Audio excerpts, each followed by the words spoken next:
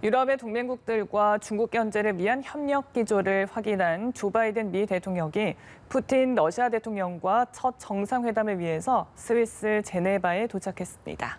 팽팽한 긴장감 속에 얼굴을 맞대는 두 정상은 등장도 회견도 따로 할 예정인데요. 워싱턴에서 이경희 특파원입니다. 첫 미러 정상회담이 열릴 고택 주변은 경비가 크게 강화됐습니다. 접근 금지선이 등장했고 차량 진입도 통제되기 시작했습니다. 두 정상의 담판은 5시간 안팎 이어질 것으로 예상됩니다.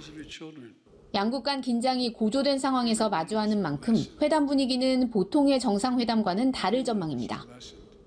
두 정상은 입장부터 따로 할 예정으로 블라디미르 푸틴 러시아 대통령이 먼저 등장하는데 상습 지각생 푸틴 대통령을 조 바이든 대통령이 기다리게 되는 상황을 막으려는 의도로 보입니다. 양국 외교장관도 참석할 예정으로 정상 간 단독 회담과 식사는 없을 것으로 전해졌습니다. 두 정상은 회견도 따로 하는데 역시 푸틴 대통령이 먼저 하고 바이든 대통령이 뒤에 나섭니다.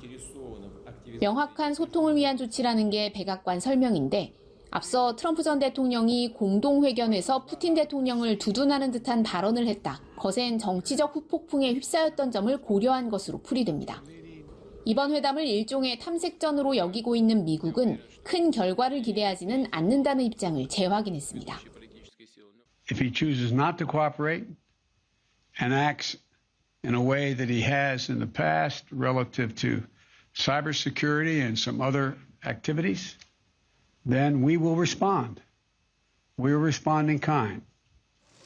한편 제네바로 향하기 전 EU 지도부와 회담을 한 바이든 대통령은 여기서도 중국 견제를 위한 다양한 조치를 발표했습니다.